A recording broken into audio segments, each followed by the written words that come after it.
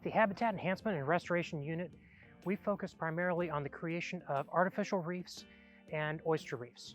Oysters in particular are very important as they are ecosystem engineers, providing services in addition to being desirable harvest species.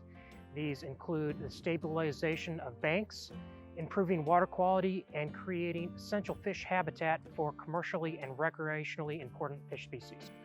We receive a lot of support from our local community, including volunteer work for bagging oyster shells and conducting deployment activities, as well as donation of funds from nonprofit organizations and donation of oyster shell to our oyster recycling program from individuals and partnering restaurants such as Catch 228, Coastal Kitchens, and Dorothy's. This year we've been working on 3 oyster restoration projects. This included finishing our restoration project in the Back River adjacent to the St. Simons Causeway, revisiting the Glynn County public picking area in Joyner Creek, and starting a new project in the South Brunswick River adjacent to the Blythe Island Regional Park. The goal of this year's projects was not only to create new reefs, but also to test new deployment methods. At Back River, we've been using bagged oyster shell, which is a method that we have successfully used at a number of similar sites. But at Joyner Creek and Blythe Island, we used loose shell, which requires less manpower and has been very successfully used in other states, but has not been extensively used in Georgia and requires us to be a little more selective about the locations we choose to build reefs. We deployed 140 tons of shell at Joyner this year, which is the largest amount of shell we have ever deployed, and are excited to start conducting more of these large-scale projects in the future. At Blythe, we only put out a few tons of shell to test how effective it will be at this location and plan to expand this project in the future.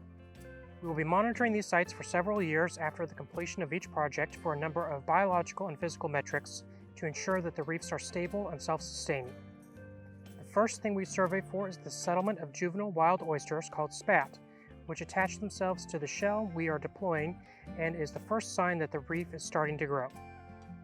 Later, we measure the size and population density of the adult oysters, and seasonally, we also conduct aerial surveys with a drone to measure the reef footprint and vertical relief. For a healthy reef, the footprint should not shrink, and this is normally not an issue for a reef with plenty of adult oysters, but can be a challenge for newly started reefs, as the 8-foot tides we often experience in Georgia move a lot of sediment around and can smother the reef before the oysters get firmly established. With our project in Back River completed, we are looking forward to starting new projects such as Blythe Island, and as always, we'll continue to re-nourish public picking areas, which occasionally need enhancements due to ongoing harvest at these locations. With over 3,400 miles of tidal creeks and rivers in Georgia, we have a lot of work ahead of us.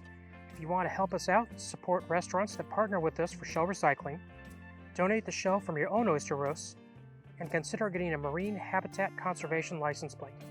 With your continued support, we will continue restoring oyster reefs for the benefit of present and future generations.